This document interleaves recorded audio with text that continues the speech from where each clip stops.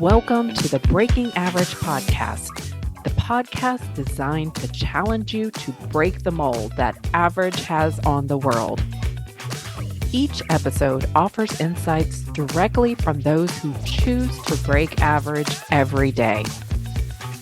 Now for the latest insights, here are your hosts, Paul Gustafson and Barry Smith. Welcome to the Breaking Average podcast. I am here with my good friend Barry. And Barry, man, we've been doing this for a while, haven't we? Oh, man, it seems like it's almost been a decade now, off and on with a few interruptions. But, man, what a journey it's been. Just great dialogue, great studies. I mean, transformational for me, I'll be honest with you. You know, again, it's that Charles Tremendous Jones. You become the same as you are in 5 years, but for the people you hang around with and the books you read. And I think over the past 10 years, we've covered some serious books, some serious content, and actually had opportunity to speak to many of the authors, some great guys in the mix. And I thank you for, having that vision and allowing me to be part of it, my brother. We've had a good time doing this.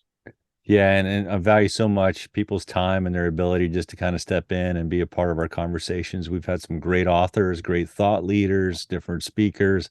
One of those early on, we most folks remember us when you and I were connected with a group that we called the Platform Builders. And, we had folks like Michael Hyatt and Daniel Pink and David Horsager and so many different others, Gretchen Rubin, other people. And so thankful for all those folks that have been a part of this.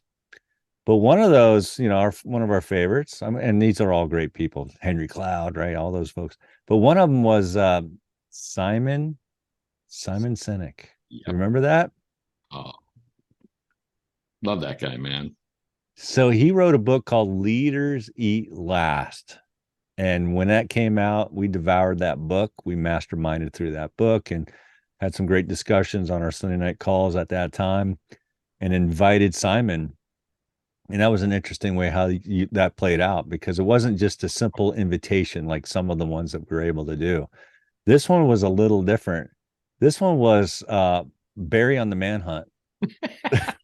You want to explain what happened there? Oh, my goodness. Yeah, I was actually out in Las Vegas for an event and ran into him in one of the casinos. I was walking to the event. I guess it was the Luxor or one of them there. Anyway, it doesn't matter. They're all there. They all have events, but I was on my way to the event. We had been talking about this, right? Yep. And there he was. And I'm like, whoa, wait a minute. I can't blow this opportunity. And so I walked up to him and I just said, hey, Simon, what an honor. You got a second? We've been masterminding through your book and would love if you're available, to jump on a call with us. And, a group of guys, we've been affiliated with John Maxwell and just kind of got together. And of course he recognized that name, so it's always, you got to do with integrity, but, never hurts to name drop when you can. Yeah. And right. So his business assistant was with him, nice guy. And Simon said, yeah, just, get your information to my guy and connect and we'll see if it's something that will fit into the schedule. And he actually honored that and got on a call with us. And, that's a whole nother story because, of course, I'm so excited and ready to get into a big dialogue with him. About halfway through, I get cut off from the call and got to dig my way back in. And Simon was gracious. He let me back in to kind of ask some of my questions. But, it's just life, right? That's the way things go. But I think that just adds to, the journey we've been on. It's always something different. There's always some crazy type of thing that happens. But he was a real great guy, to give us, really no big platform out there ourselves, but to give us that time, obviously a busy, high paid speaker. And he was able to do that. So it says a lot about him that he would be willing to, spend a half hour or more with us to do that. Maybe we can get him on a call back someday. Yeah. That would be awesome. Love to have Simon back. And so here's what we want to do, guys. We're going to tee up an oldie but a goodie. And it wasn't videotape. It was all on, old school. I think maybe you're on a landline. I don't know. Maybe I was on 2G networks, probably. I don't know. He was somewhere in Atlanta at the time that we were able to connect, but it was and maybe at a payphone. So imagine Simon Sinek at a payphone. This is all pre-Zoom, right? I mean, this is like free conference calls, right? There's no There's pre-COVID, right? So Pre-COVID. audio calls were like there, but Yeah, it was 2013. yeah. So this is about 10 years back. And guys, you got to watch this. There's some content here that maybe you've heard Simon say some of this, but some of this is going to be fresh and brand new.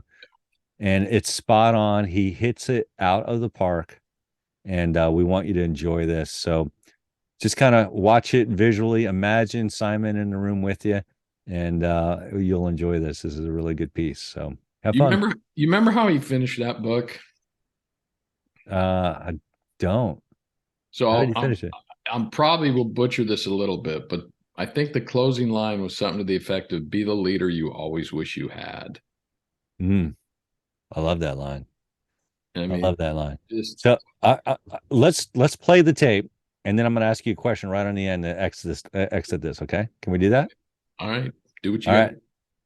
So guys, watch this, listen, and then wait for Barry and I. We're going to come back and just share a parting thought on this. Joining us tonight is Mr. Simon Sinek. Simon is the author of 2 books, Start With Why and Leaders Eat Last. In addition to those 2 books, Mr. Sinek may be best known for discovering the golden circle and sharing that with all of us through his incredible TED Talk, which we've talked about several times. That video alone has had 2.5 million views on YouTube. So you could say Simon has a curiosity for why people and organizations do the things that they do, and he adds incredible value to all of us in sharing that information and teaching leaders and organizations how to inspire people. Simon, welcome to Platform Builders. Thanks for having me. Yeah, I heard you were on was it a webinar earlier today? Yeah, we did a webinar earlier today, which was great. We've had a number of folks who've been interested in joining in tonight, and one of those who couldn't make us, who was one of our guests in the past, was Adam Grant, and he just wanted to share real quick. He wanted to say hello and wish his best regards to you, and certainly you. Yeah. What a giver. Yeah, he is. He is a giver. Yeah. Well, we were very excited to have you on tonight. So I have a question that I like to ask, because we like to get to know each of our guests just a little bit better, and certainly you've inspired hundreds, if not thousands of folks. Could you tell us just a little bit about what inspires Simon Sinek? What wakes you up each day and what motivates you? Well, my why is to inspire people to do what inspires them.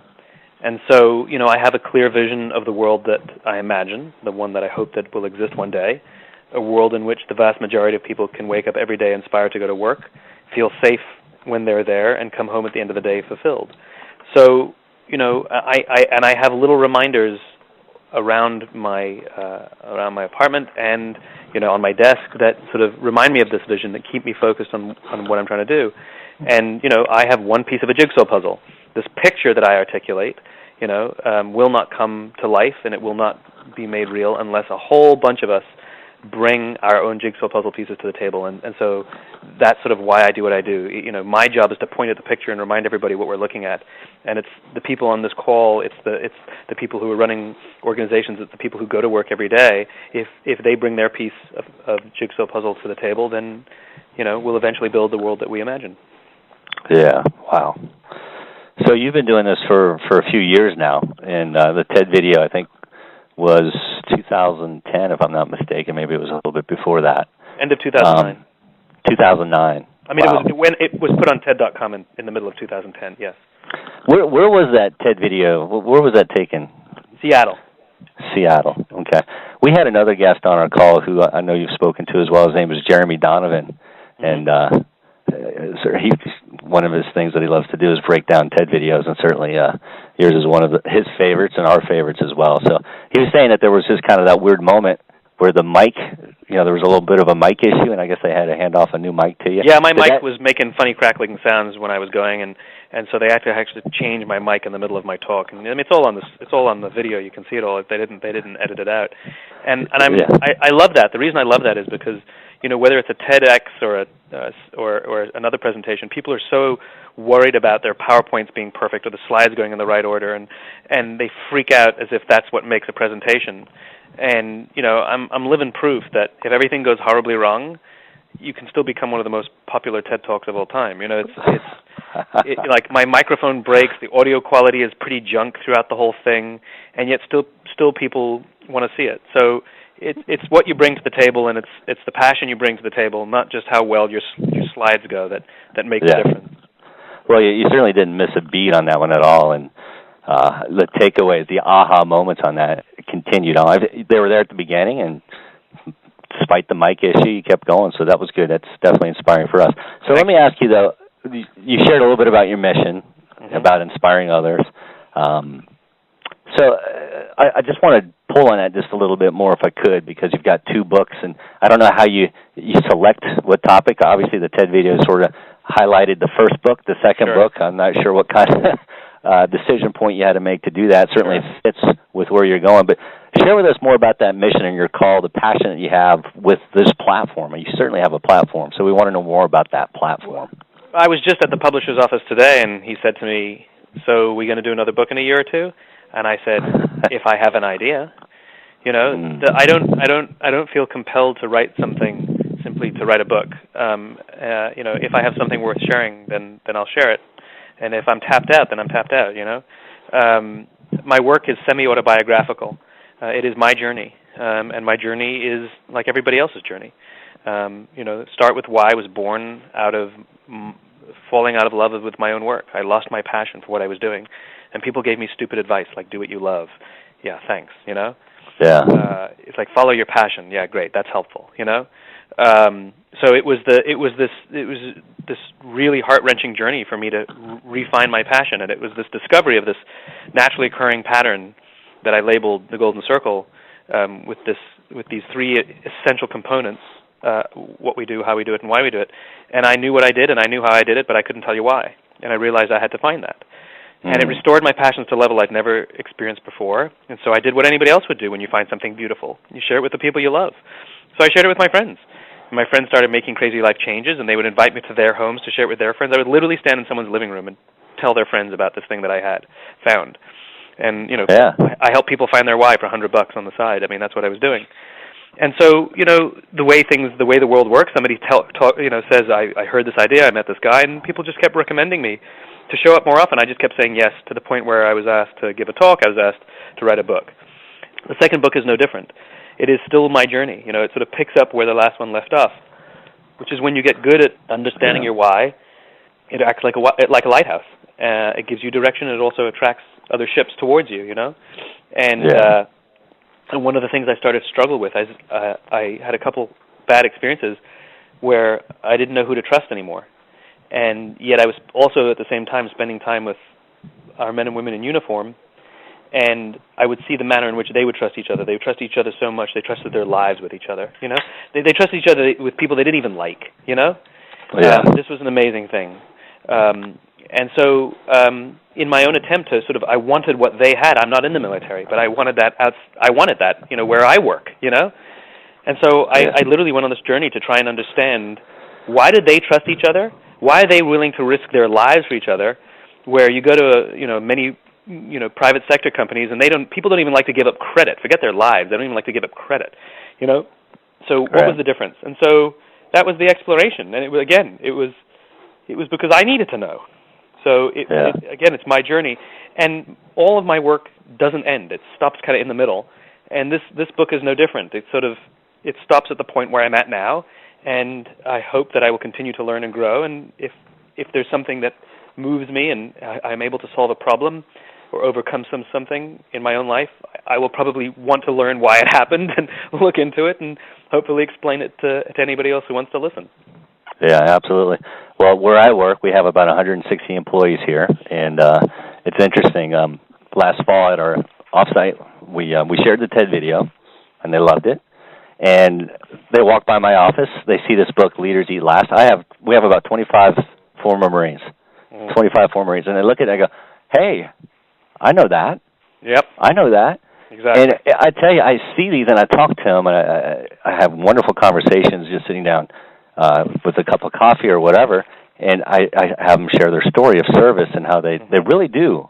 It's exactly how you described it in the book. Yeah, they really have each other's back, and it's amazing.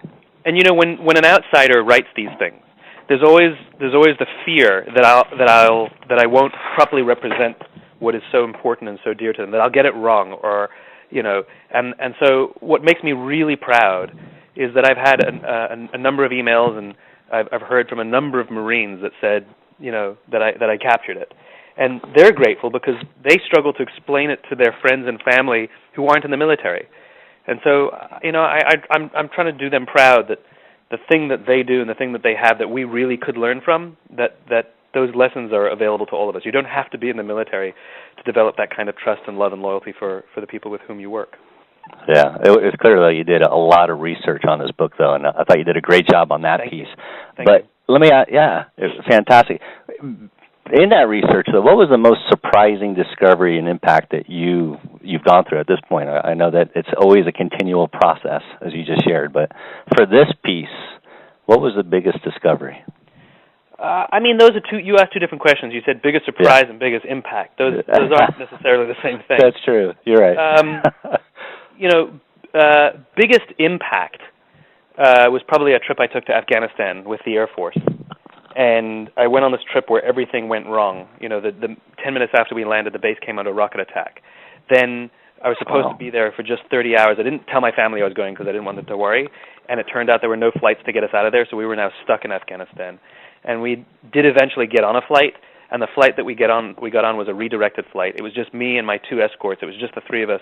We were the only passengers aboard this empty cargo plane with one piece of cargo in it, which was a flag draped casket. And I flew home for 9.5 hours, sitting right next to a flag draped casket.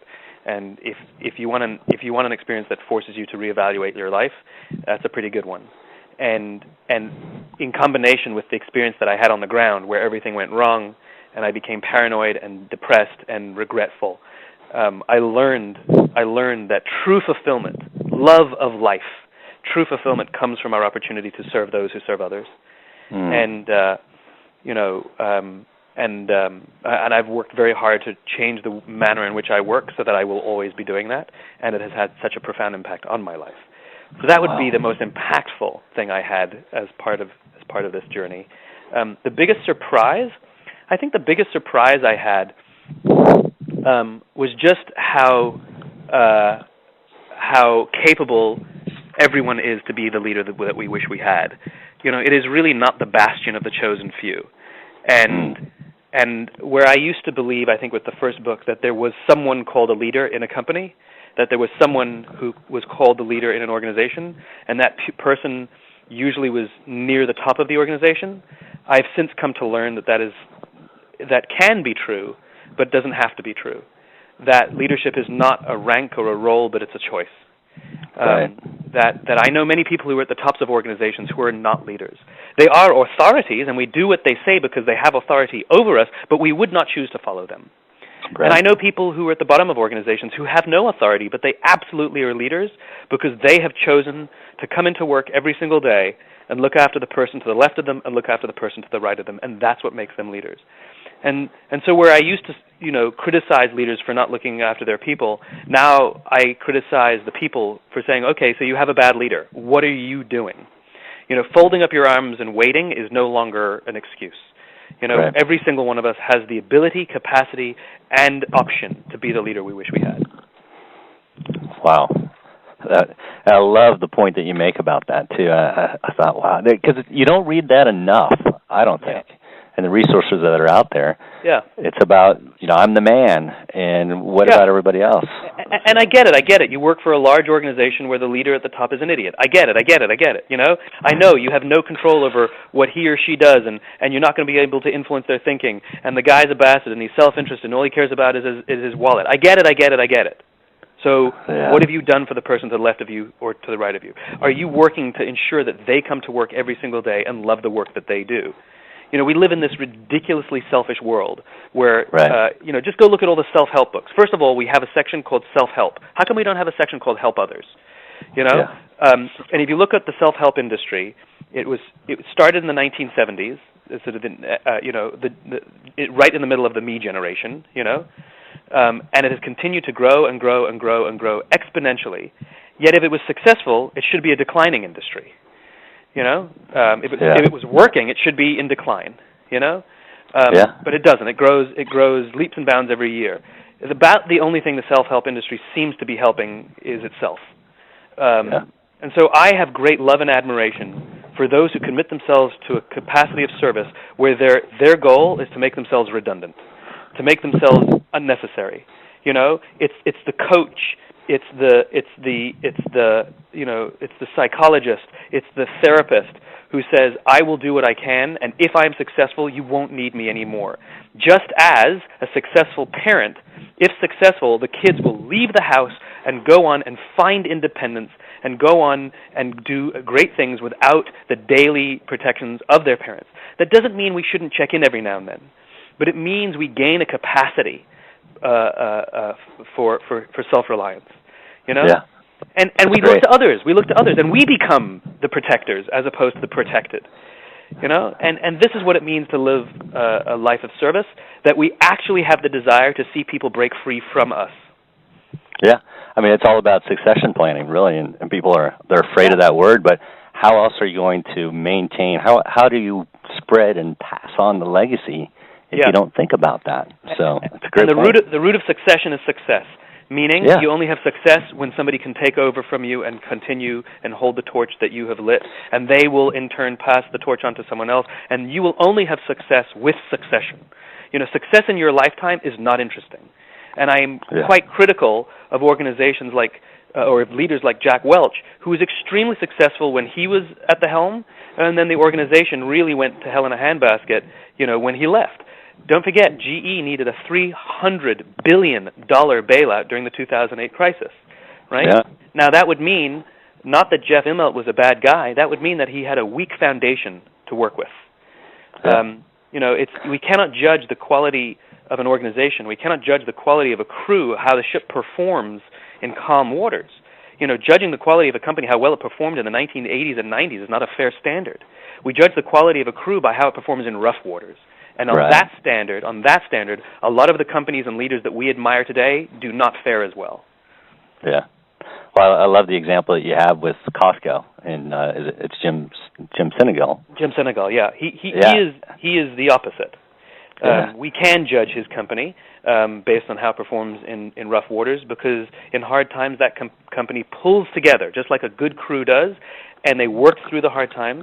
And though the growth may not have looked like a roller coaster, it was much more steady to the point where people criticize them for having a flat stock price.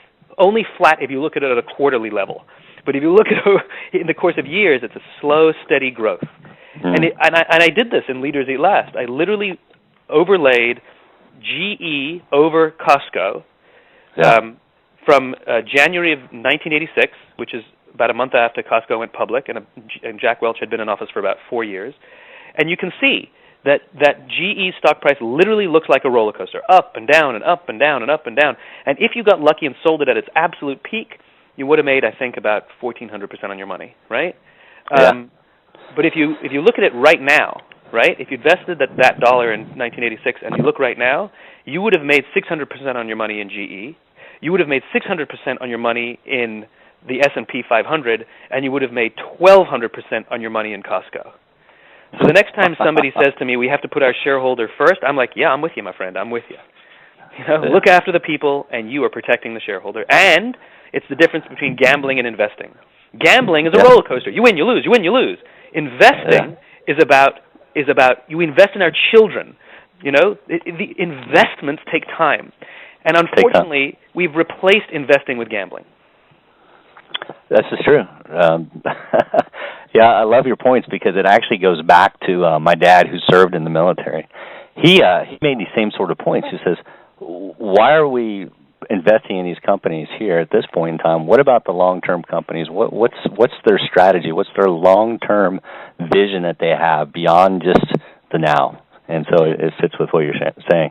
So there's this other element of the book which is phenomenal. You bring it up early and you come back to it again, and it's a lot like what Henry Cloud says, going back to our working memory, and that is the neurotoxins, right? The neurotransmitters. So we could dig a lot onto that, but what are some things that are ideas and thoughts that you have in terms of just keeping the balance across the dopamine, the serotonin, the oxytocin, and what's some secrets, if you will, on how to keep the chemical release in balance? Well, the word you use is accurate, which is balance. which is no one chemical is better than the other.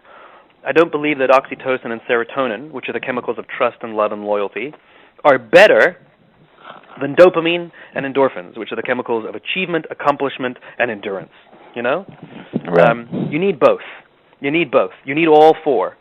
And it's the balance. If you have an imbalance towards the dopamine, which unfortunately most of our organizations have incentive structures that are dopamine fueled, and what that means is we give you a tangible target to hit, usually a number. If you hit that number, you get a bonus. What that produces is a hit of dopamine, and it feels good, and then we move on to the next one, and then the next one, and the next one. Nobody still feels good from the goal they hit 4 years ago. It doesn't last. It is quick hits, quick hits, quick hits, quick hits, right? That's what dopamine is designed to do. And the problem is dopamine is addictive. We can actually get addicted to performance, just like we can get addicted to alcohol or gambling or cigarettes, which, by the way, also release dopamine, right? So we can actually get addicted to making the numbers, and this would be an unhealthy environment. This would be an unhealthy company culture. Drinking is not bad. Drinking too much is bad. Gambling is not bad. Gambling too much is bad. Again, it's a question of balance, right? Yeah. I'm not against dopamine, nor am I against making the numbers, nor am I against these kinds of incentives. But when that is the disproportionate way in which we incentivize, now we have a dangerous situation. So to balance it off, we have these social chemicals called serotonin and oxytocin. They produce the feelings that we get when we do something nice for someone. When somebody does something nice for you with no expectation of anything in return, it feels good. When we get to do something nice for somebody, you know, charitable works, volunteerism, you know, helping your kid ride his bicycle, whatever it is. When we do something nice for somebody, you know, helping a little old lady cross the road, you know, whatever it is, it feels good, right? And that immense feeling of goodness does last. We still have warm feelings for the person that we love, that we went on a vacation with 4 years ago. We can look at a picture of our children from when they were young and feel good. We can tell a story of our grandfather who died 10 years ago and bring ourselves to tears telling that story, even though it's a decade old. In other words, those feelings, unlike dopamine, do last.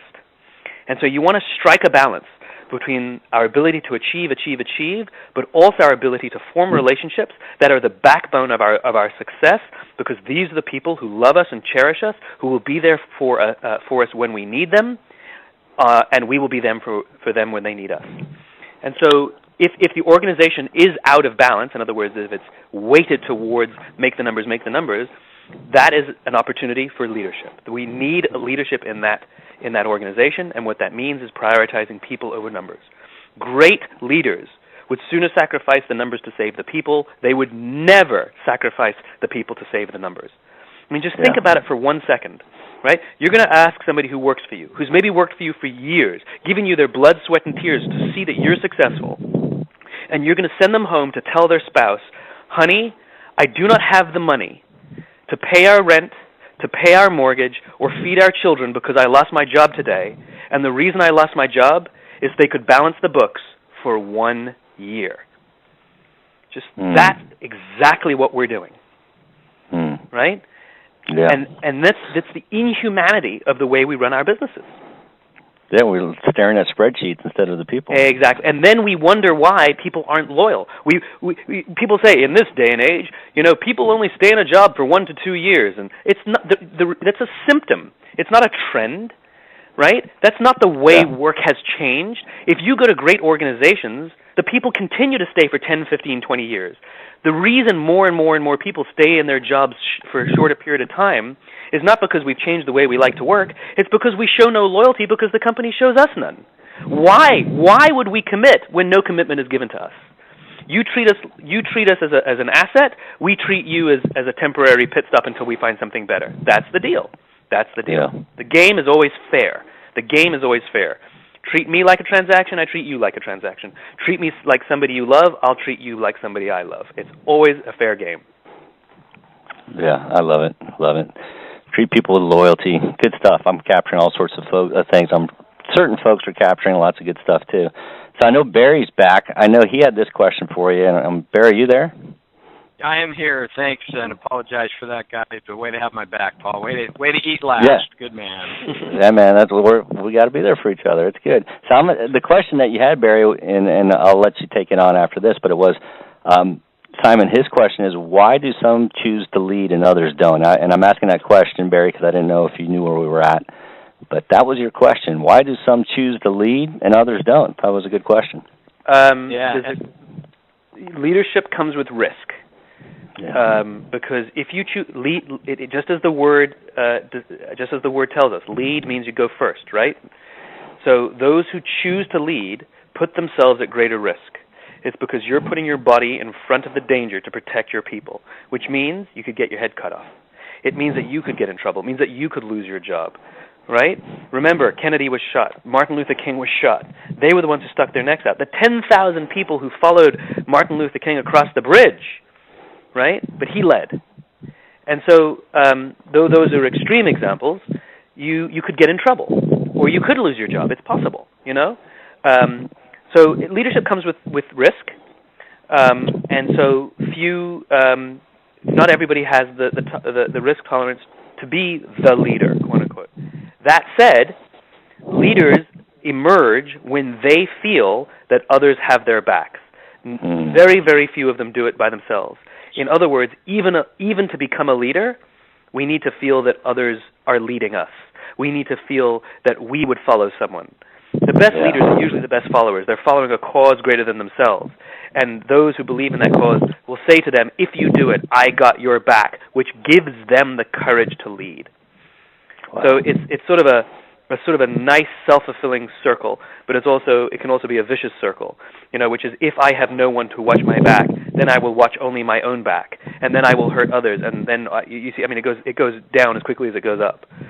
But it's, you know, I've gotten into these discussions with various theorists of leadership, and you know, and there's so many books about, you know, what characteristics do you need to be a leader? Charisma, vision, you know, and it's all nonsense if you ask me. You know, there are plenty of leaders, really great leaders, who are introverts. There are plenty of really great leaders who don't have visible charisma. You know, I mean, these things are, I think, quite nonsense. There is one characteristic I have seen that every leader must have. Only one. Courage. Because it is hard. It is. Well, that's what an outstanding response, and it's definitely given me a different look at it, Simon, because, you know, I've looked at leadership as an act of service, but you bring a whole different dynamic into that with this idea of you know, leaders leading because someone has their back, and that may be the why behind their willingness to take that risk. Just good stuff, my friend. Much appreciated. You pay me the credit because I wrote a couple books, or because I'm out there giving these talks, or because I'm out there being bombastic. You know, you give me the credit.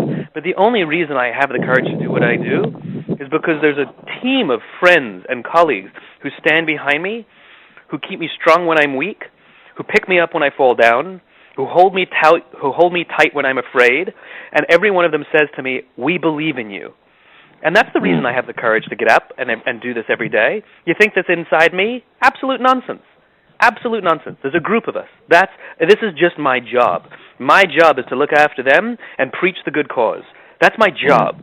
But the reason you may call me a leader is simply a matter of the fact that my face is on the front. Because I can tell you, I would not have the courage to do what I do if it weren't for the people who stand by me. I mean, that takes me back to the comment you made at the front end of the call, that true fulfillment comes from the opportunity to serve those that serve others. And just, you know, you brought a lot of power to that statement, definitely, in this half hour, Simon. And I know we're actually a little bit past the top of the hour, and I want to make sure that we honor your time. We so much appreciate you jumping on with us. But have you got a hard stop? If we got some more time here, we want to respect what you're doing for us, my friend. Unfortunately, there is someone waiting. Okay. I have to jump Fair in enough. another. We certainly appreciate that. If we could, real quick, I'll flip it back over to Paul and let him just kind of finish up with with one question we'd like to throw at you before Sure. you jump out here. And I thank you, Simon, for being on with us, and I'll pleasure. kick it back over to Paul. Yeah, thank you, Barry. Thank you, Simon, for being a part of this. So the final question that we have, and we want to have your back too, and we're followers of you. We're part of your tribe. Thank you. you. And we want to know how can we add value to you and your team and to your platform? Oh, simple, really simple. Actually go do the things that we all talk about. You know, it's that if we simply the one of the challenges that we face in our modern world, you know, every website, every sort of, you know, app that comes out, every you know young social movement, you ask them what are they trying to do? They're trying to drive the conversation. You know, we want to drive the conversation. We want to, you know, we want people to have the discussion. I got to tell you, man, no amount of talk ever changed anything. Yeah. Right? Action changes things. Right. It wasn't Twitter that brought down the Mubarak regime. It wasn't Facebook that brought down the Mubarak regime. It was the thousands and thousands of people who stood up from their desks and went to Tahrir Square that brought down the Mubarak regime. People have the power, always. And so the way we will achieve this, the way this box on the jigsaw puzzle, this picture on the jigsaw puzzle box will come to life, is if each of us commits to lay down our piece of puzzle on the table and say, I think mine fits. And if we find each other and connect with each other and work together to build it and actually coach those and who have capacity to get them on the right line, to build the organizations ourselves, to commit to looking after our own people so that our people will look after our clients, if we be the leaders that we wish we had, that's all I need. Because I cannot do this without you guys. You think that I'm going to change the world and change the way business is done by writing books and giving talks? Are you kidding? That'll be nothing. That'll do nothing. Right? It takes the commitment of you guys. I'm simply the guy pointing at the picture. I'm just saying, guys, let's do the puzzle. You know? But I need you to actually put your pieces down. Yeah. Well, we appreciate that. That gives us a call to action, and we want to hear that. We want to follow that, and thank you for just sharing that for us. So powerful. Yeah, great. Thanks for and before you jump out, real quick, I'm going to unlock the queue, son, and give everybody just a chance to give you a shout out before you take off. But on behalf of Paul, myself, and everybody on the call, thank you so much for spending. Thank you, son. It's my pleasure. Thanks, Simon. Thank you so much, Simon. Thank you, everyone. Thank you. You know, we are brothers and sisters in arms, and we will have an impact if we commit to doing it together. Great. Thanks, Thanks. Simon. Awesome. Thanks, Have everyone. a blessed evening. Bye. Bye-bye. Thank you. Semper Bye. Fi. Yeah. All right. Dude, does that bring back some memories just listening to that? Yes. So he talks about courage. He says right towards the tail end of that interview, he talks about the one thing that's most important in leadership is courage. And that's resonated with me for ever since he said that. And so I'm putting you on the spot, but when you think of courage, how critical and how important is that from a level of leadership? Man, I think it's a huge part of it. You know, I mean, it's being able to do what you're afraid of, but having the courage to do it anyway. And I think leadership is that so many times. You know, we don't want to do the tough things. You know, I mean, typically we don't, right? Leadership is tough. There's no doubt about it. You know, you can't, you know, so many thought leaders, right, have talked about how it's so lonely at the top of leadership.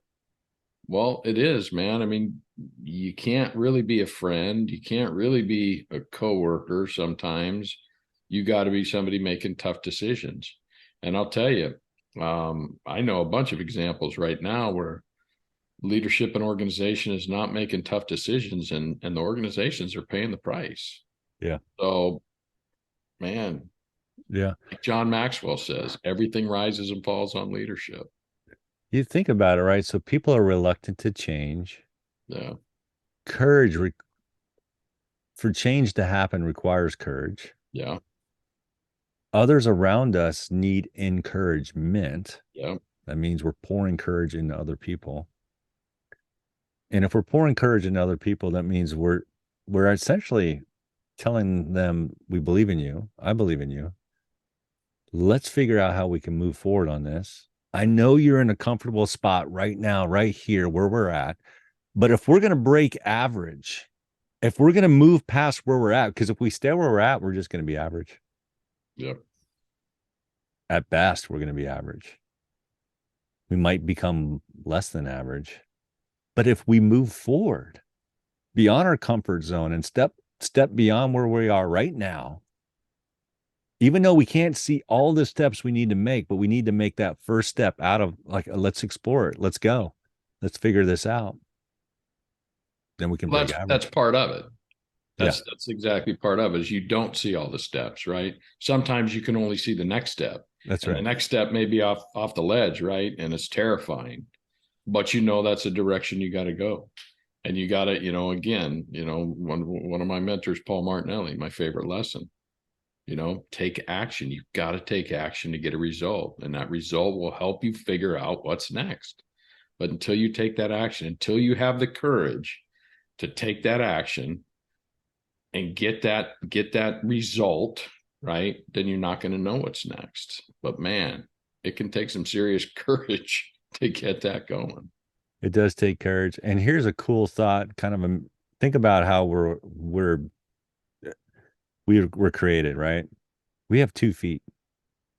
So when we take that step, remember, you've got one foot that's that back foot. And you're taking that step, maybe it's your left foot with right foot, whatever, it doesn't matter. So you're taking that step and you're putting it down, and you're not sure if it's solid ground or if it's going to sink or whatever, but your back foot's still on something. And so if you put that left foot down, you realize, oh, not sure I needed to do it. Okay, pull back. There's another step. That may not have been it, but there's another one. When you find that solid ground, then you can lift that back foot up. And then you're ready to start to figure out where that next step is. And it's just, and the reason why I bring that up is, like, look, sometimes you've got to take that step just to see if it's the conditions that are going to allow you to go forward. It may not be, but you're okay. You got one foot on solid ground. You can retract a little bit and then re-step again. So yeah. I don't know if that's helpful, but that's just kind of how I see it. Like, wait a minute. Okay. No, I agree with you. It's, we got a good friend, a mutual friend, and Dave Cornell, the courage master. He's the man when it comes to talking about courage. Yeah. And so many great lessons he's taught us.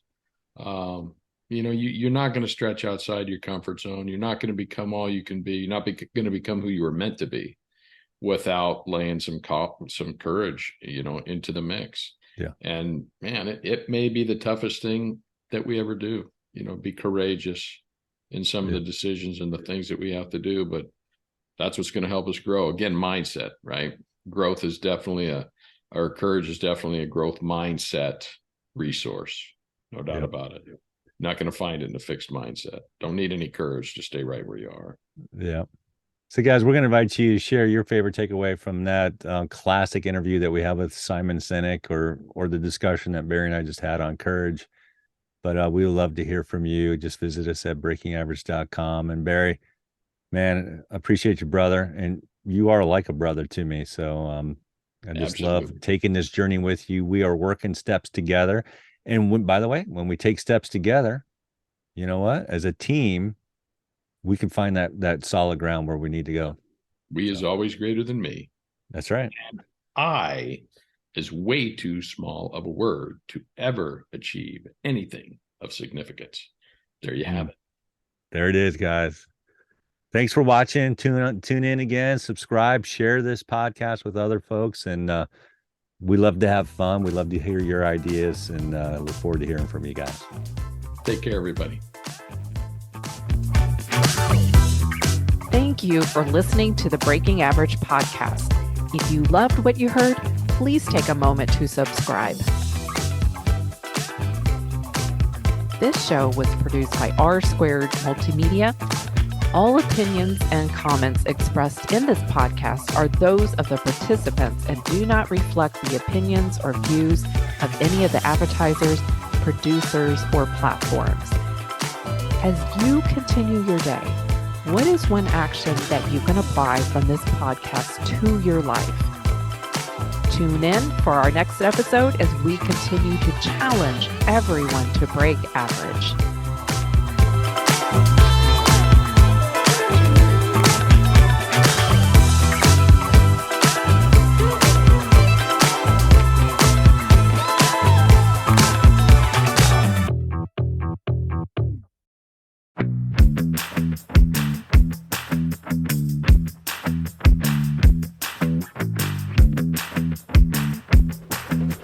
Perfect.